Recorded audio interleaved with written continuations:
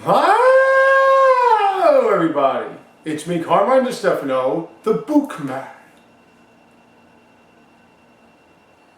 And I've just returned from seeing Thor, Love and Thunder, and I want to get into it because I'm sure that there are going to be a lot of commentary.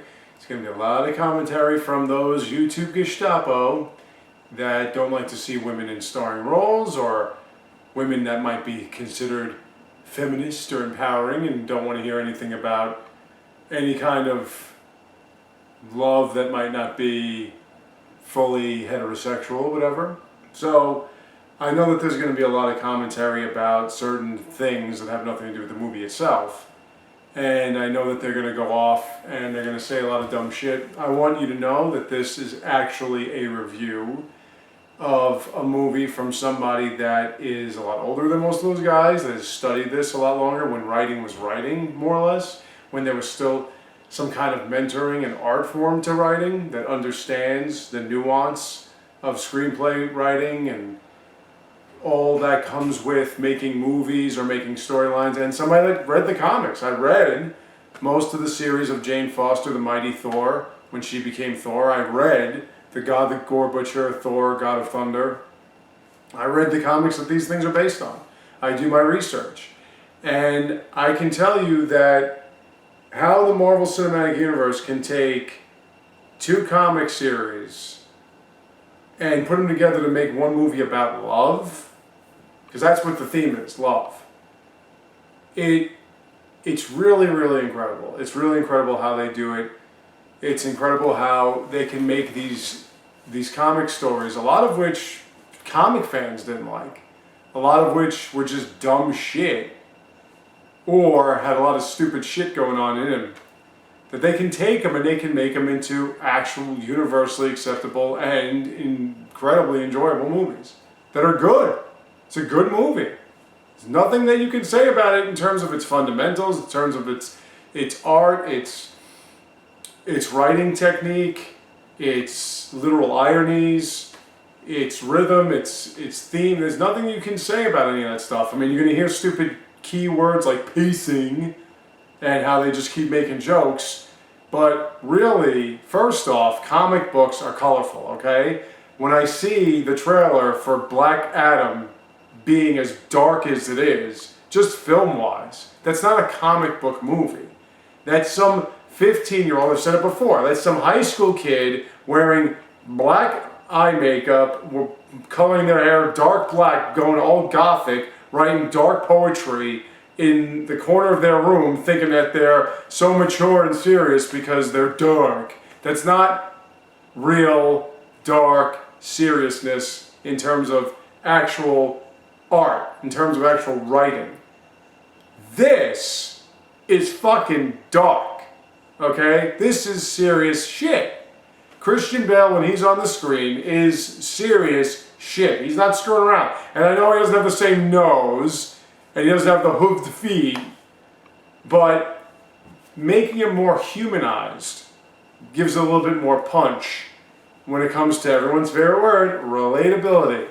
And there were a couple of scenes in here, especially one theme, one subplot, that if you know anything about the Mighty Thor comics with Jane Foster, you know what I'm talking about. I'm not going to say anything if you haven't seen that or read those, and you haven't seen the movie yet. But it hits home for me like a ton of fucking bricks. So that just really nailed me. But aside from that, I mean, the movie itself was really, really good. The action sequences were amazing. And again, it's supposed to be colorful. There's supposed to be some kind of humor in them. That's what makes comic books. If you're a comic fan and you just want to see shadows and dark and stupid fucking aha moments that have no place in a 3-hour movie like The Batman, which was a shitty movie as all the DC movies are, then you're not a comic fan. You're not a comic book fan. I read these fucking things. I know what I'm talking about. Comic books have color. They have humor. That's what they have. So you're going to nail Marvel for making comic books into movies, which comic book fans, I'm not a big comic book fan, but comic book fans should be so happy. Finally, these two storylines were pretty much taken right out of the comic books. right out of them. Right out of the pages, a couple of little changes, but right out of the pages of the comic books. And I'm sure that these so-called comic fans want to call everybody normies for liking a movie like Thor, Love and Thunder, which was a good movie, whether you want to admit it or not. I'm sure they'll say stuff like, well, why'd they make this change, or why'd they make that change? Who gives a shit? That's not the point of the movie.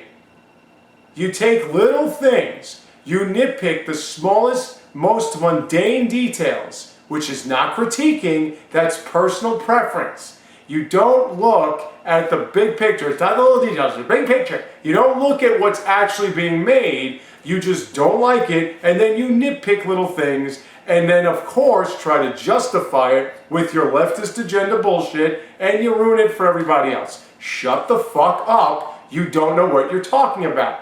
This was a good movie, folks. If you want to see a comic book being put on the screen into a legitimately good movie, then see Thor, Love and Thunder. Okay? I don't care what IGN says, I don't care what any of the guys on here, and I can name them, I can name all of them, because you'll see it a million times. Nerdotic, all these fucking people, even Young Ripper, who I'm somewhat interested in some of his videos when he talks about the bullshit of some made up disease, but whatever. Any of that stuff, yeah, but when these guys go on about their stupid fucking woke MCU and everything, I just want them to fucking shut up. I just want you to shut up. You don't know what you're talking about. You don't have any clue. You have no idea what you're talking about. You're just a spoiled suburbanite little cunt that is not getting your way, so you stamp your feet, you scream, and you make everyone look at you during the party. Because that's all you know. You always get everything handed to you, and now these things aren't being handed to you. So you bitch. I watched a good movie. If you want to see a good movie, go see Love and Thunder. You want to see a good comic movie, go see Love and Thunder. If you want to be a little bitch, then be a little bitch and don't see it. That's your business. Or if you're just not interested in comic book movies, whatever, then don't see it either. If you're not interested in comic book movies, but if you're just looking, if you have not seen any of the Marvel Cinematic Universe movies or the DC movies, whatever, if you haven't seen any of them and you're not interested, I would suggest you got nothing better to do. I mean, what else is going to come out? Nope. I mean, well, like, there's nothing coming out. You just like going to movies? I would definitely see this movie. It's good.